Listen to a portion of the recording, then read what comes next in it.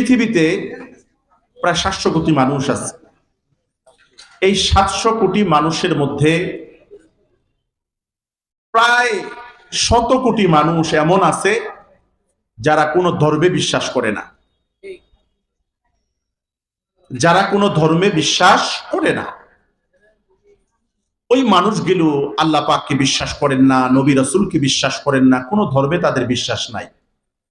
ওই মানুষগুলোকে আপনি যদি বলেন, ভাই তুমি আল্লাহকে বিশ্বাস না করো, নবী রাসূল বিশ্বাস না করো, তুমি তাওরাত জবুর ইনজিল বিশ্বাস না করো, তুমি কুরআন বিশ্বাস না করো, তবে তুমি দুনিয়াতে থেকে চলে যাবা না, তুমি দুনিয়া থেকে মরবা না, এই কথাটার উপর কি তোমার বিশ্বাস আছে? তুমি দুনিয়াতে থাকবা, এই কথার উপর তুমি কি ইয়াকিন করতে পারো? সে বিশ্বাস করবে? সেটা বলবে আর যাই হোক, আল্লাহকে বিশ্বাস করি আর না করি, কোন ধর্মে বিশ্বাস রাখি আর না রাখি, তবে এই কথা বিশ্বাস আছে যে দুনিয়াতে আমি থাকতে পারবো না। আমার ভাইরা, আমরা আস্তিক হই আর নাস্তিক হই, সকলে আমরা এই কথায় সকলেই বিশ্বাসী যে আর যাই হোক দুনিয়াতে থাকা যাবে না, দুনিয়াতে কেউ থাকতে পারবে না, সকলকেই দুনিয়া ছেড়ে যেতে হবে। আমরা দুনিয়াতে থাকতে চাই আর না চাই, দুনিয়ায় থাকার ইচ্ছা করি আর না করি, আমার ভাইরা, দুনিয়া আমাকে আপনাকে লাথি দিয়ে বের করে দিবে। সময় যখন ফুরাবে, সময় যখন চলে যাবে, আমার আপনার এক মুহূর্ত, এক সেকেন্ড এই দুনিয়াতে থাকবার সুযোগ নেই। কবর আমার আপনার জন্য অপেক্ষা করছে, হাসর মিজান পুলসিরাত আমার আপনার জন্য অপেক্ষা করছে, ঠিক কিনা বলেন তো? আমার ভাইরা, এই জন্য আজকে যারা এখানে কোরআন হাদিস শুনবার জন্য এসেছি, যারা আসবো চিন্তা করতেছি, তাদেরকে বলবো, হতে পারে আজকের এই মাহফিল আমার আপনার জন্য নাজাতের জরিয়া, কি বলেন? হতে পারে না?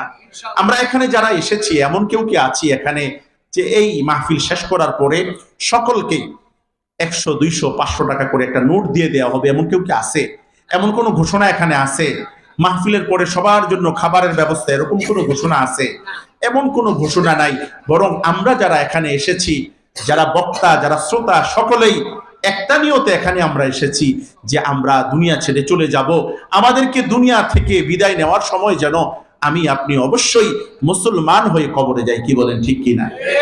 যদি মুসলমান হয়ে কবরে যাই, কবর আমার আপনার জন্য সুখের শান্তির ঠিকানা হবে।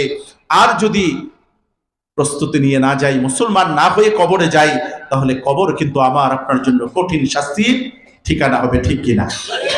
এই জন্য মুহতারাম হাজিরিন, আসুন আমরা কিছু সময়ের জন্য এখানে বসি। আল্লাহ পাক আমাদের আজকের এই প্রোগ্রামকে কবুল করুন, সকলে বলি আমিন। আপনাদের সামনে কুরআনুল কারীমের 114টা সূরা, এই সূরাগুলোর মাঝে সবচেয়ে যে ছোট সূরা আছে তার চেয়ে একটু বড়, অর্থাৎ সর্বকনিষ্ঠ, দ্বিতীয় সর্বকনিষ্ঠ সূরা সূরাতুল আসর আপনাদের খেদমতে পেশ করেছি। এই সূরাটা যেমনিভাবে ছোট, আমার আলোচনাটাও ছোট হবে, এটাই স্বাভাবিক, কি বলেন? ঠিক কিনা? এই আয়াত, এই সূরা যারা শুনেছেন, যারা কিছুটা খবর রাখেন, তারা জানেন এ কথা যে হুজুর যেহেতু ছোট সূরা নিছে, হুজুরের আলোচনাটাও কি হবে? ছোট হবে। এই জন্য সবাই একটু মনোযোগ দিয়ে শুনবো না, কি বলেন? আল্লাহ পাক কবুল করুন, সকলে বলি আমিন। আমরা দেখতে পাচ্ছি আমাদের মাঝে আজকের এই মুফতি অনুষ্ঠানের সম্মানিত সভাপতি হযরত মাওলানা মুফতি আব্দুল্লাহ আল বারী সাহেব দামাত বারাকাতুহুল আলিয়া তাশরীফ এনেছেন। আমরা হুজুরের সুদীর্ঘায়ু কামনা করি, সকলে বলি আমিন। আমার ভাইরা, কোরআন শরীফের যে সূরা আপনাদের খেদমতে পেশ করেছে, আমার সাথে আরো একবার পড়ি। আউযু বিল্লাহি মিনাশ শাইতানির রাজীম। বিসমিল্লাহির রহমানির রহিম।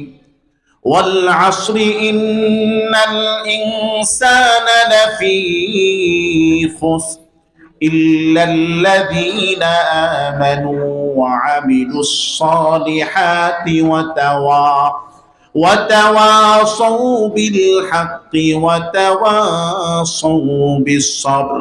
সকলে বলি আল্লাহু আকবার। আমার ভাইরা, কোরআন শরীফের মধ্যে অনেকগুলো সূরা, আল্লাহ রাব্বুল আলামিন নাজিল করেছেন সূরাগুলোর শুরুতে আল্লাহ তাআলা কসম খেয়েছেন। আল্লাহ তাআলা কসম খেয়েছেন দিনের, কসম খেয়েছেন রাতের, কসম খেয়েছেন এরকম ভাবে সূর্যের কসম খেয়েছেন, চন্দ্রের কসম খেয়েছেন। অনেক জায়গায় আল্লাহ তাআলা কসম খাইলেন ওয়াশ-শামসি ওয়া দুহাহা ওয়াল কমারি ইযা তালাহা ওয়ান নাহারি ইযা জাল্লাহা ওয়াল লাইলি ইযা ইয়াগশাহা ওয়াস সামাই ওয়া মা বানাহা ওয়াল আরদি ওয়া মা তাহাহা। সূরা বলেন আল্লাহু আকবার। আমার ভাইয়েরা, আল্লাহ পাকের কসম খাইতে হয় কেন? আল্লাহ পাকের কসম খাওয়ার প্রয়োজন কি? কসম তো মানুষ দুইটা কারণে খায়। কয়টা কারণে মৌলিকভাবে মানুষ কসম খায়? জোরে বলেন কয় কারণে?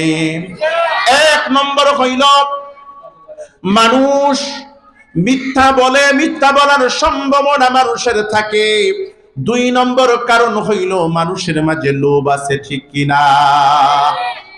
মানুষ যখন কোনো কথা বলে, এই কথাটা সত্য হতে পারে, মিথ্যা হতে পারে। এই মানুষটা যখন আরেকজন মানুষের সামনে কথা বলে, এই কথাটুকুন বিশ্বাস করার জন্য ওই মানুষটা আরেকজন মানুষকে কসম খেয়ে বলে, খোদার কসম, আল্লাহ পাকের কসম, আমি এমনটা করেছি। কসম খাওয়ার দ্বারা যেই মানুষটা তার কথা শুনলো, সেই মানুষটা এই ধারণা করে লোকটা যেহেতু আল্লাহ পাকের কসম খেয়েছে, সুতরাং আর যাই হোক লোকটা মিথ্যা বলবে না, ঠিক কিনা? আমার ভাইরা, মানুষের মাঝে লোভ আছে, মানুষ মিথ্যা প্রবঞ্চনা দেয়। মানুষ যখন কসম খেয়ে কোনো কথা বলে, মানুষ ধারণা করে লোকটা মিথ্যা বলে নাই, ঠিক কিনা? আমার ভাইয়েরা, মানুষের মধ্যে সত্য মিথ্যার প্রভাব আছে, মানুষের মাঝে লোভ লালসা আছে, মানুষের মাঝে প্রতারণা আছে, মানুষের মাঝে প্রবঞ্চনা আছে ভাই। এই জন্যই তো মানুষ কসম খায়। আমার ভাইয়েরা, একটু জোরে বলতে হবে, আল্লাহ পাকের সাথে মিথ্যার কোনো সম্পর্ক আছে কিনা? জোরে বলে। আল্লাহ পাক সত্য ছাড়া মিথ্যা, আল্লাহ পাক সত্য ছাড়া মিথ্যা কখনো বলেন না। আল্লাহ পাকের সাথে লোভ লালসা প্রবঞ্চনার কোনো সম্পর্ক নাই। আল্লাহ পাক কাউকে ভয় করেন না, আল্লাহ পাকের সাথে অন্য কোনো কিছুর সম্পর্ক নাই, ঠিক কিনা? এরপরে আল্লাহ পাক এই ছোট শুরুটা শুরু করবেন, তার উপরে আল্লাহ পাক কসম খাইলেন, এমন একটা বিষয়ের কসম খাইলেন। আল্লাহ পাক যেহেতু কসম খান, আমার ভাইয়েরা, মানুষ যখন কসম খায় আল্লাহ পাকের নামে খায়, ঠিক কিনা? মানুষ কসম খাইলে আল্লাহ পাকের নামে খায় না? মানুষ কিন্তু অন্যান্য বিষয়েও কসম খায়, ব্যবসার কসম, তার সন্তান সন্ততির কসম খায়। মনে রাখতে হবে, আল্লাহ পাকের কসম ছাড়া অন্য কোনো বিষয়ের কসম খাওয়া জায়েজ নেই, হারাম। যদিও মানুষ অন্য কোনো কিছুর আল্লাহ ছাড়াও অন্য বিষয়ের কসম খায়। আপনারা ব্যবসা বাণিজ্য করেন, মাঝে মাঝে করেন, এই যে সকালবেলায় যে আমার ব্যবসাটা ধইরা বলতেছি, এটা কিন্তু এক ধরনের কসম খাওয়া। সে তার ব্যবসা ধইরা বলতেছে, মানে সে এখানে কসম খাইতেছে, এটাও হারাম। আল্লাহ ছাড়া আর কারো কাছে আর ব্যাপারে কসম খাবো? হারাম। মনে রাখতে হবে, আমরা কিন্তু এর দ্বারা শিরিক করি। আমার ভাইরা, মানুষ কসম খায় তার প্রিয় জিনিসগুলো নিয়া, মানুষ কসম খায় তার রবকে নিয়া। আমার ভাইরা, বোঝা গেল মানুষ যে জিনিসটারে বড় মনে করে সেই জিনিসের কসম মানুষ খায়, ঠিক কিনা?